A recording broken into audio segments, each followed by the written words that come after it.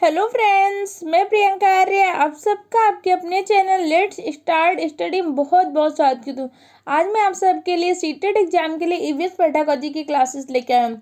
इससे पहले मैंने आपको ईवीएस थ्योरी की क्लासेस कंप्लीट कर चुकी है। अगर अभी तक आपने वो सारी क्लासेस नहीं देखी तो हमारे चैनल के प्लेलिस्ट में जाइए, वहाँ से जाकर वो सारी क्लासेस देख लीजिए तथा हमारे चैनल को सब्सक्राइब कर लीजिए, जिससे क्या होगा कि हमारे चैनल पर आने वाले सारे वीडियो के आपको रेगुलर वे पे नोटिफिकेशन मिलते रहेंगे। तो आपको पहले इसका शिक्षा शास्त्र का सिलेबस बताना जी कि आपको ईवीएस पेडागोजी के अंतर्गत कौन कौन सा सिलेबस पढ़ना है। तो आपको ये सिलेबस दिया गया है आपके बोर्ड की ऑफिशियल वेबसाइट पे। ईवीएस पेडागोजी का ये सिलेबस दिया गया कि आप इसके अंदर आपको और टॉपिक पढ़ने हैं। इसमें आपका आज पहला टॉपिक है पर्यावरण अध्ययन। तो आज के इस वीडियो में आपका पहला टॉपिक है पर्यावरण अध्ययन के बारे में अध्ययन करेंगे कि पर्यावरण अध्ययन कैसे करना है, कि हमें पर्यावरण की ईवीएस पेडागोजी का शिक्षण कैसे करना है। इसलिए इस वीडियो को पूरा एंड तक देखिए ताकि इस टॉपिक से आने वाले सारे क्वेश्चन को आप इजीली सॉल्व कर सकें। तो सबसे पहले हम पढ़ते हैं पर्यावरण अध्ययन को पढ़ने से पहले हम पढ़ते हैं कि पहले पेडागोजी होती क्या है। जैसे आप ईवीएस पेडागोजी पढ़े तो आपको पहले पता होना चाहिए कि पेडागोजी क्या होती है। Pedagogy is a teaching art. Pedagogy क्या है? टीचिंग कला है, आपके शिक्षण की कला है। आपने अभी तक अपने बीएड, बीटीसी, डीएलएड या जो भी किया होगा उसमें जो पढ़ा, जो ज्ञान सीखा, जो आपने मनोविज्ञान पढ़ा, अलग अलग सब्जेक्ट पढ़े, उन सब का व्यवहारिक रूप में प्रयोग कैसे करना है, वही किसी सीखने की कला क्या होती है? आपकी पेडागोजी होती है। कि आपने जैसे बहुत सारे शिक्षा सूत्र पढ़े, शिक्षा विधियां पढ़ी, विभिन्न प्रकार के बालक पढ़े, समावेशी शिक्षा, ये सब आपने बाल मनोविज्ञान में पढ़ा। लेकिन इन सब सिद्धांतों का, इन सब नियमों का अभी तक आपने जो सीखा, इसका प्रयोग कैसे करेंगे? जब आप टीचिंग करने जाएंगे तो उस समय जो समस्याएं आएंगी, वो परिस्थितियां आएंगी, उस समय उनका समाधान कैसे करेंगे, उस समय उन परिस्थितियों से आप कैसे सिचुएशन से डील करेंगे, यही सब की जानने की कला आपकी क्या होती है? पेडागोजी। तो अगर हमें पहले बात पेडागोजी का मतलब समझ में आ जाए तो आधे क्वेश्चन तो हमारे इजीली सॉल्व हो सकते हैं। क्योंकि क्या होता है, बहुत बच्चे क्या करते हैं, पेडागोजी को एज अ सिलेबस मान के पढ़ने की कोशिश करते हैं। एज अ सिलेबस मान के नहीं पढ़ना, हमें देखना है कि जो भी हमने सीखा, या हम एज अ टीचर होते तो हमारे क्लास में ये सारी सिचुएशन आती तो हम क्या करते, हमारा प्रयास क्या रहता, हम कैसे उनका समाधान करने का प्रयास करते। जब ये सोच के आप आंसर को चूज करेंगे तो आपका आंसर 90% तक तो सही ही होगा। तो चलिए आज हम पहले पढ़ते हैं पर्यावरणीय अध्ययन। पर्यावरणीय अध्ययन का तात्पर्य, इसमें आपको ये बताया जाए कि आप बालक को पर्यावरण विषय की शिक्षा कैसे देनी है।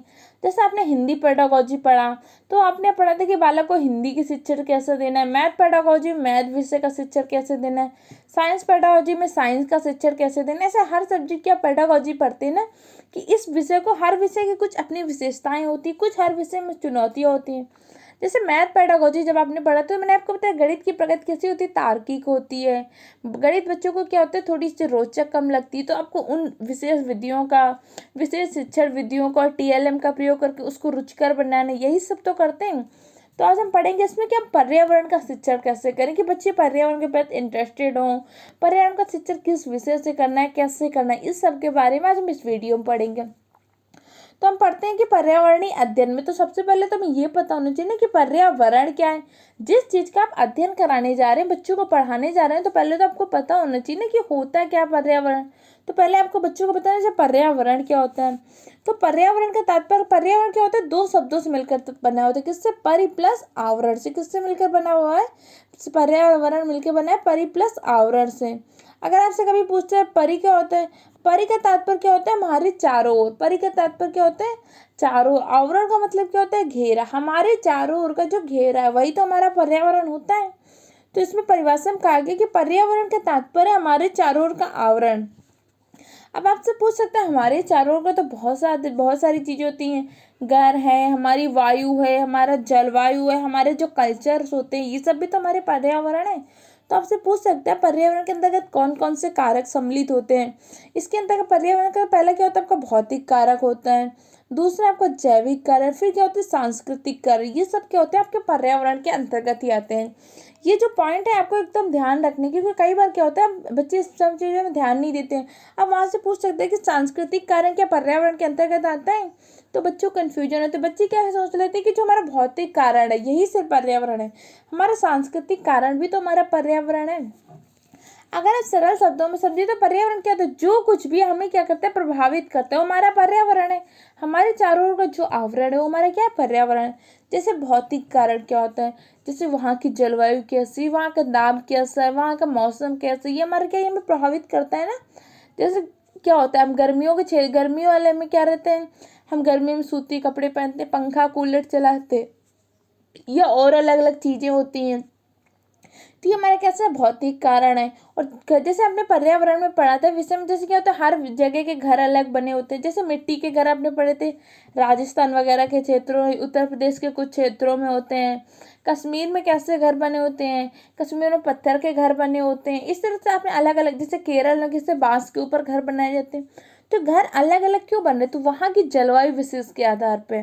तो क्या होता है, हमारा भौतिक कारण होता है। दूसरा क्या होता है, जैविक कारण होता है। जैविक कारण क्या होता है, हर इंसान कुछ अलग कंडीशन होती है। जैसे किसी एक वातावरण की अलग कंडीशन, वहाँ की जलवायु ऐसी अलग है। जैसे कहीं उष्णकटिबंधीय, कहीं शीतोष्णकटिबंधीय, तो हर जगह की जलवायु अलग है और जलवायु से उनका जैविक कारण भी अलग है। और तीसरा क्या होता है, आपका सांस्कृतिक कारण, जो हमारा कल्चर होता है। जैसे आप जानते हैं हर जगह का क्या होता है, कल्चर अलग अलग है। किसी जगह का कुछ विशेष कल्चर है, किसी जगह कुछ विशेष कल्चर है। जैसे मैंने आपको पढ़ाया था कि भारत के में प्रमुख त्यौहार मनाए जाते हैं अलग अलग कल्चर पे। जैसे कुछ वैसाखी बनाते हैं तो कुछ लोहड़ी मनाते हैं, तो ये वहाँ का कल्चर होता है ना, ये उसको प्रभावित करता है। तो हमारे भौतिक कारक, जैविक कारक व सांस्कृतिक कारक तीनों क्या करते हैं, पर्यावरण को प्रभावित करते हैं। तो आपसे ऐसे में पूछ सकते हैं, भौतिक कारक, जैविक कारक व सांस्कृतिक कारक के सम्मिलित रूप से योग को क्या बोलते हैं, तो क्या बोलेंगे, पर्यावरण कहेंगे। अब ठीक है, आगे हम पढ़ते हैं, पर्यावरण उन सभी दशाओं, प्रणालियों और प्रभावों का योग माना जाता है जो किसी जीव के विकास को प्रभावित करता है।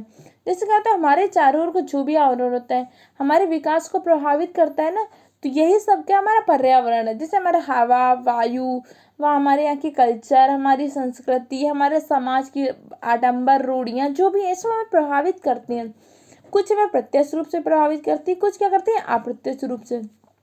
तो ये सब हमारे आएंगे किसमें, हमारे पर्यावरण के अंदर। जैसे आपसे पूछ सकते हैं कि हमारे जो कल्चर होता है, हमारी संस्कृति होती है, ये हमारा किस में आएगा, पर्यावरण में आएगा कि नहीं आएगा। तो कई बार क्या होता है, हमारे पर्यावरण के अंतर्गत आएगा, क्योंकि हमारे जो कल्चर होता है, हमारी सिविलाइजेशन होती है, ये सब क्या करते हैं, हमें प्रभावित करती हैं। अब हम पढ़ते हैं कि सीसी पार्क के अनुसार पर्यावरण की उन्होंने परिभाषा दी थी। सीसी पार्क ने कहा कि पर्यावरण क्या होता है, उन्होंने कहा कि मनुष्य विशेष स्थान पर, विशेष समय पर जिन संपूर्ण परिस्थितियों से घिरा रहता है उसे क्या कहते हैं, पर्यावरण। उन्होंने कहा मनुष्य विशेष स्थान पर, मतलब जहाँ हम रहते हैं, और विशेष समय पर। जैसे कि एक विशेष समय पर हमारे यहाँ ग्रीष्म जलवायु होगी और एक विशेष समय पर शीत ऋतु होगी, या किसी विशेष समय पर कुछ और होगा। तो ये कहते हैं एक विशेष समय पर होता है और विशेष स्थान पर, किसी विशेष स्थान के अलग होगा। जैसे राजस्थान वगैरह में बहुत गर्मी, जम्मू कश्मीर वगैरह बहुत ठंडी, तो एक विशेष स्थान है ना। उन सब परिस्थितियों में जो मनुष्य घिरा रहता है उसका क्या होता है, पर्यावरण। उसके चारों ओर का जो आवरण है, जिस परिस्थितियों घिरा रहते हैं, उसका क्या होता है, पर्यावरण होता है। अब हम पढ़ते हैं पर्यावरण अध्ययन की संकल्पना। पर्यावरण अध्ययन की संकल्पना का तात्पर्य क्या होता है। आपने ये तो जान लिया कि पर्यावरण क्या होता है, लेकिन जब आपको बच्चों को पढ़ाना है, उन्हें टीचिंग करनी है, तो कैसे करना है, संकल्पना किस आधार पे आपको करना है। किसी संकल्पना को अगर हम मतलब पार्ट में डिवाइड करेंगे, दो पार्ट में, तो इसको सरल शब्दों में कह सकते हैं, संघ को अलग कर दे तो क्या मतलब, सिर्फ कल्पना बचती, क्या बचती, कल्पना।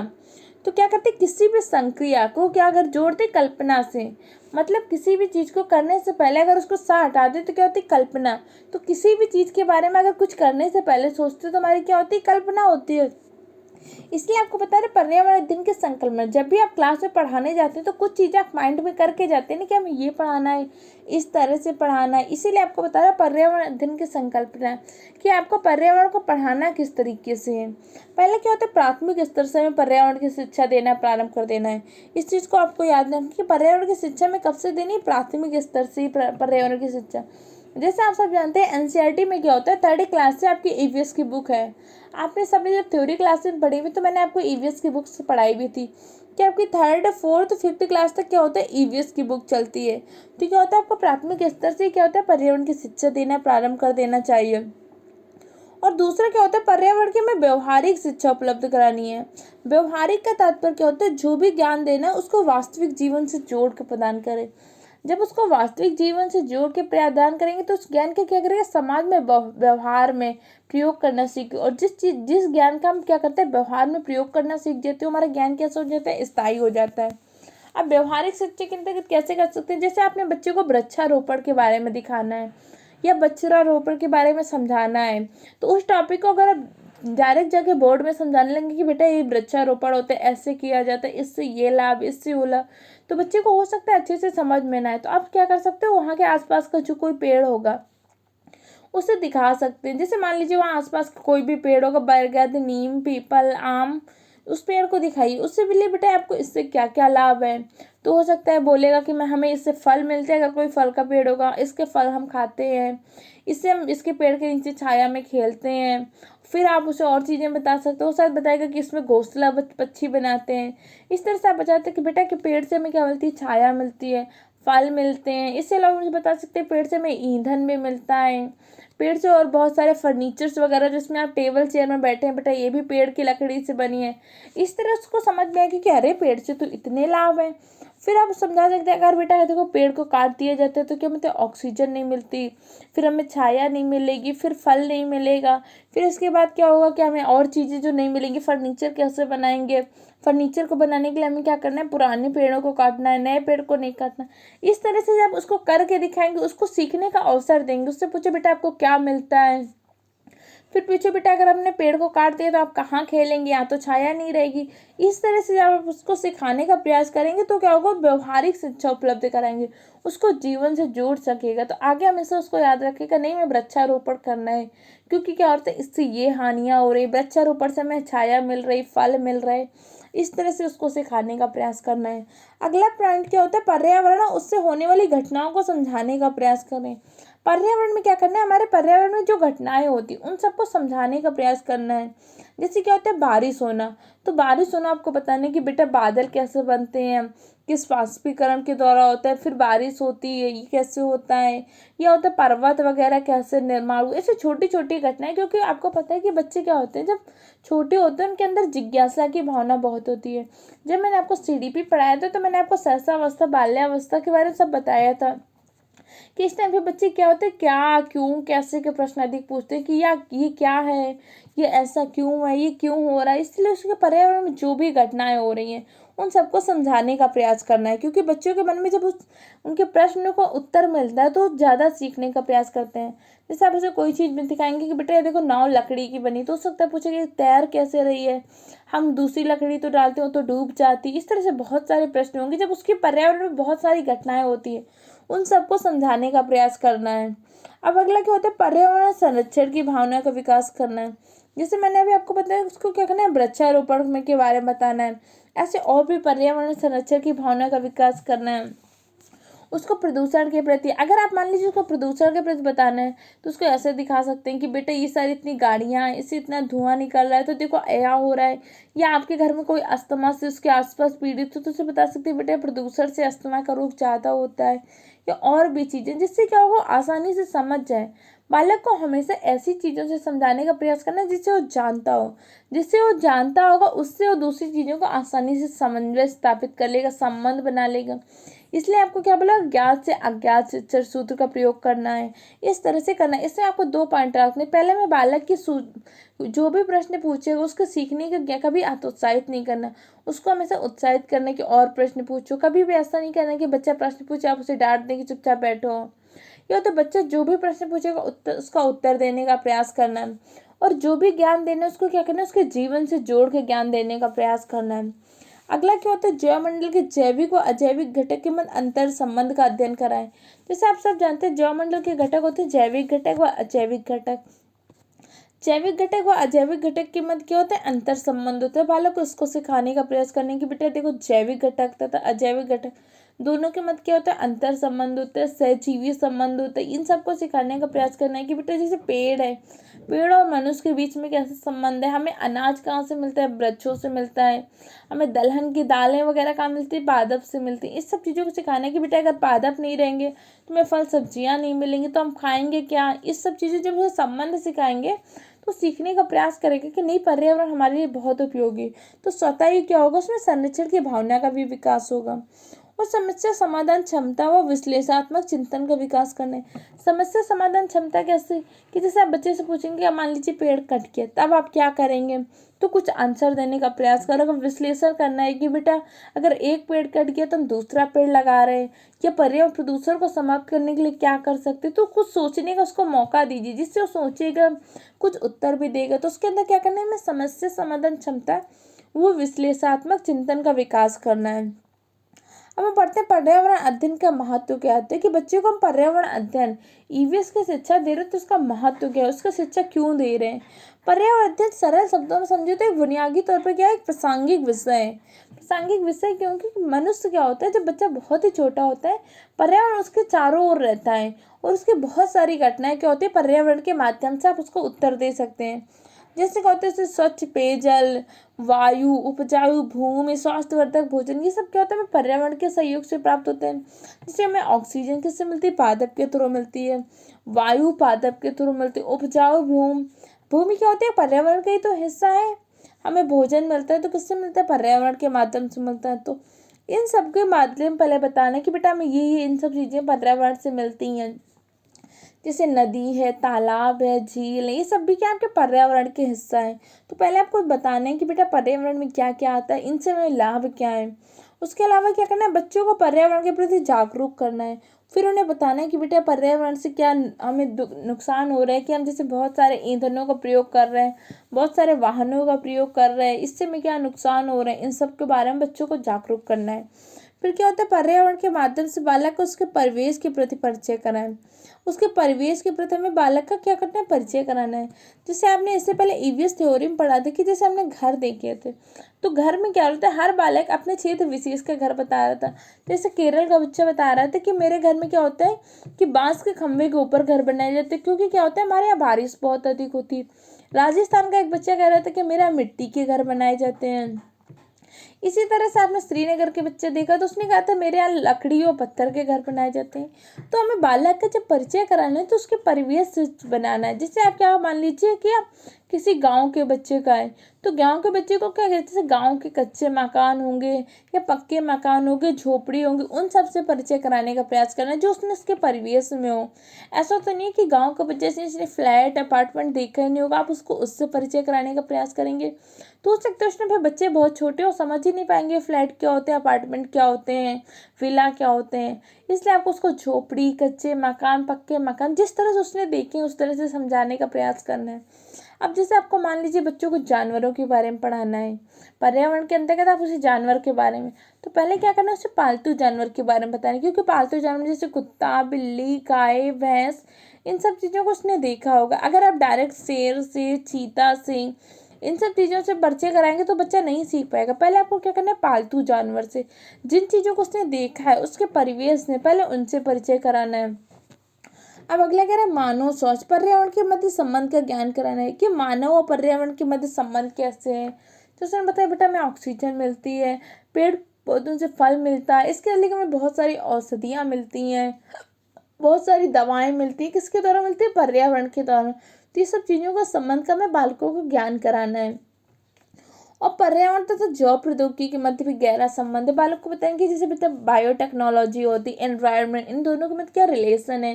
जैसे बायोटेक्नोलॉजी में क्या होता है, बहुत सारी चीज़ें हम बनाते हैं, नई चीज़ें, वो किससे, पर्यावरण के सहयोग से। जैसे बता सकते हैं बेटा आपकी इरेजर भी, इरेजर में किससे मिली, पादप से मिली है, लेकिन इसको क्या किया है हमने, प्रौद्योगिकी में, इंडस्ट्रियल में इसका काम करके आपकी इरेजर बनाई है।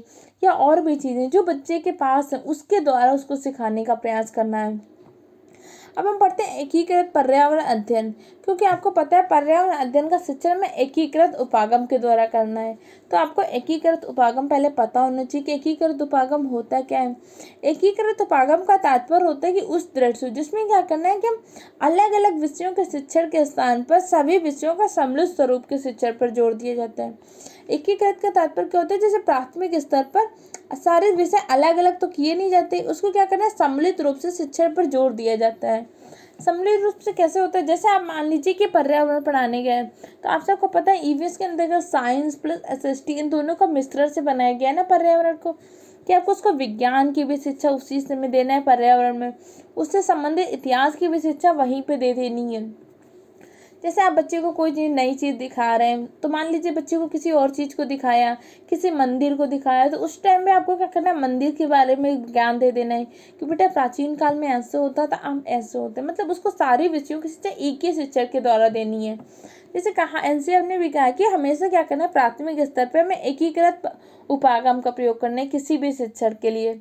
अब जैसे आप मान लीजिए हिंदी पढ़ा रहे हैं, हिंदी पढ़ाते पढ़ाते आपके कुछ वर्ड इंग्लिश के आ गए हैं, तो जैसे उसको इस टाइम पे क्या करना है, इंग्लिश के भी आंसर बता देने। ऐसा नहीं करना कि ये तो इंग्लिश टीचर का है, इंग्लिश लैंग्वेज टीचर खुद सिखाएगा। आपको एकीकृत उपागम के द्वारा शिक्षण का प्रयास करने हैं। मैथ पढ़ा रहे हैं तो मैथ में जैसे आपको प्लस, जोड़, घटाओ, गुणा, भाग पढ़ा रहे हैं, तो उसमें आपको बता देना है तुरंत इंग्लिश में कि बेटा ऐड को इसको क्या बोलते हैं, एडिशन बोलते हैं, इसको सब्ट्रैक्शन बोलते हैं, इसको मल्टीप्लाई बोलते हैं, इसको डिवाइड बोलते हैं। ऐसे क्या करना है आपको उसमें जो भी वर्ड आ रहे हैं उसके इंग्लिश हिंदी दोनों तरीके से समझाने का प्रयास करना है। ये आपका क्या होता है, पर्यावरण का एकीकृत उपागम होता है। और मुख्यतः एनसीईआरटी ने कहा कि पर्यावरण की शिक्षा तो हमें एकीकृत उपागम से ही देनी है। इसे उन्होंने कहा कि पर्यावरण अध्ययन के लिए शिक्षण के लिए एकीकृत उपागम का ही प्रयोग करना है। अब एकीकृत उपागम क्या होता है, व्यवहारिक ज्ञान विशेष पर बल देता है। व्यवहारिक ज्ञान विशेष पर तात्पर्य क्या होते हैं, जैसे आप बालक को क्या कर रहे हैं, साइंस में कोई चीज़ पढ़ा रहे हैं, ठोस द्रव गैस मान लीजिए पढ़ा रहे, तो आप उसे ठोस द्रव गैस तो बताइए, साथ ही उसको बता सकते हैं कि उसके व्यवहारिक जीवन में क्या है। जैसे उसे बता सकते हैं कि बेटा आपने बर्फ़ को देखा होगा, बर्फ़ कैसी होती है, ठोस होती है। उसके बाद जल, पानी को देखा होगा, पानी कैसे, द्रव है। उसके बाद उसे बता सकते हैं बेटा भाप कैसे बन गए, तो ये क्या, गैस की अवस्था है। इसके साथ साथ क्या करते हैं, उससे रिलेटेड और चीज़ें बता सकते हैं कि बेटा आपका बादल कैसे बनता है, इस प्रक्रिया से बनता है। बादल से क्या होता है, फिर बारिश बनती होती है। इस तरह से उसको क्या करना है, अलग अलग सारे विषयों की शिक्षा एक ही तरह से देना है। उस टॉपिक के जितने भी शब्द आए, जितने भी टर्म है, उन सबको क्या करना है, आपको उसी टाइम पे समझा देना है। ये आपका क्या होता है, एकीकृत उपागम होता है। और एकीकृत उपागम क्या करते हैं, समन्वय के सिद्धांत पर आधारित होता है। अगर आपसे कभी पूछता है कि एकीकृत उपागम किस सिद्धांत पर आधारित होता है, तो किसमें होता है, समन्वय के सिद्धांत पर। समन्वय का तात्पर्य क्या होता है, संबंध बना देना।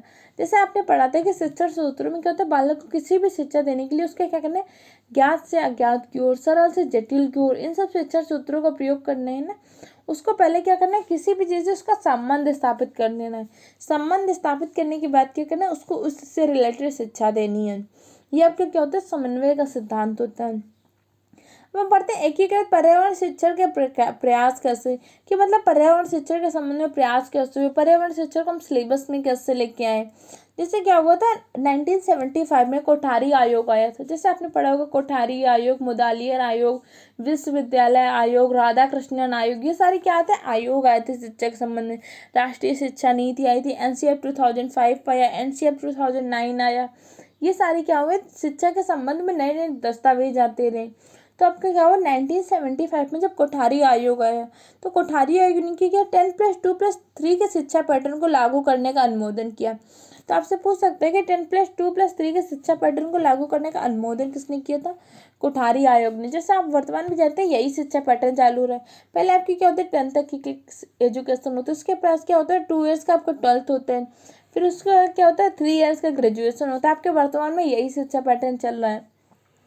इसके अतिरिक्त कोठारी आयोग ने कहा कि प्राथमिक स्तर पर विज्ञान और सामाजिक विषय को एक ही विषय पर्यावरण अध्ययन के तहत पढ़ाएं। तो इसमें आप सिर्फ पर्यावरण अध्ययन के बारे में जानेंगे। इसके अलावा कोठारी आयोग में बहुत सारे बातें कहेगी।